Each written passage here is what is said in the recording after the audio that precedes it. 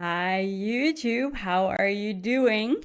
Here I am today with a new video. We're going to talk about my top 5 of the new core set cards. So last night the new core set has been announced. We know which cards are staying, which cards are rotating from the core set, but also which ones are going to be added for this year of the Raptor.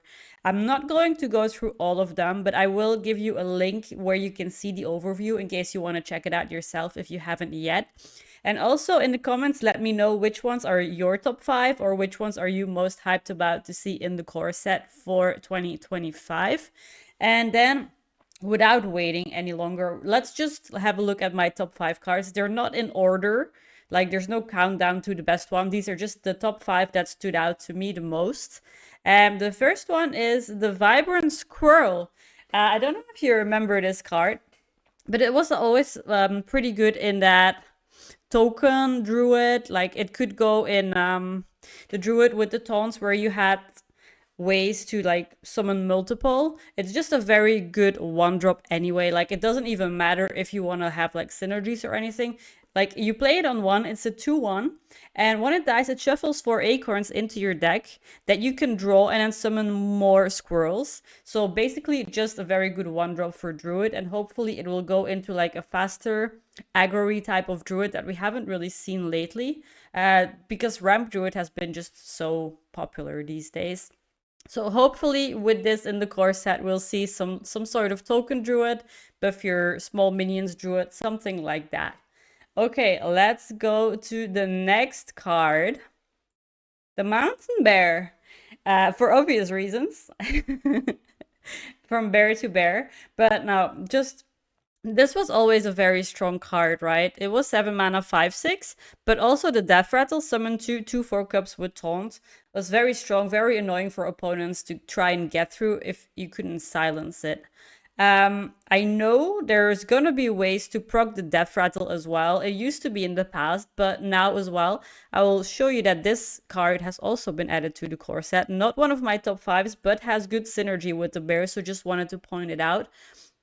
When you play the bear and it sticks on the board and you go Stalker, it triggers a friendly minion's Death Rattle, so you can already trigger and get the cups out even before the Mountain Bear dies. So you can get like lots of 2/4s potentially protecting your board or going for a lethal.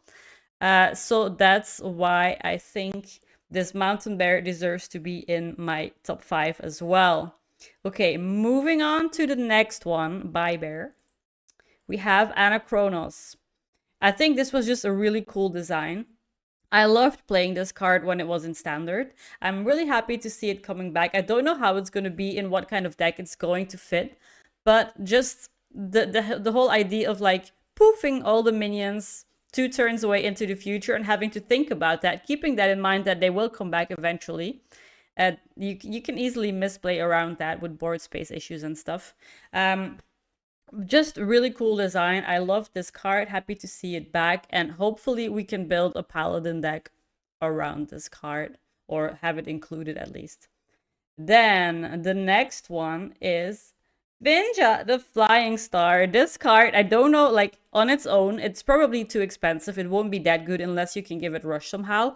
But keep in mind, we have Grunty now, and Grunty has been waiting for a time to shine. And maybe if it can summon Finja together with a bunch of other Murlocs that are coming back to core, maybe the Grunty will finally be playable.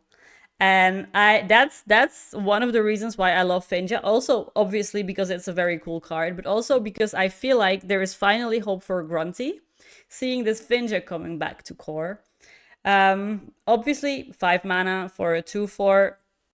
It's a bit too expensive, especially because it doesn't have rush, so you have to play it for 5, hope it survives, and then like see what you can summon from your deck also. But together with the Grunty, I think this could be cool if you could build like a Murloc E type of deck. Surely there's something we can figure out with that. But for now, Finja in my top 5 for that reason. And then last but not least, we have Priestess of Fury. I think this was such a cool Demon Hunter card. Demon Hunter hasn't been in the best shape the past few weeks. The mini set wasn't very good, didn't offer much support for the class.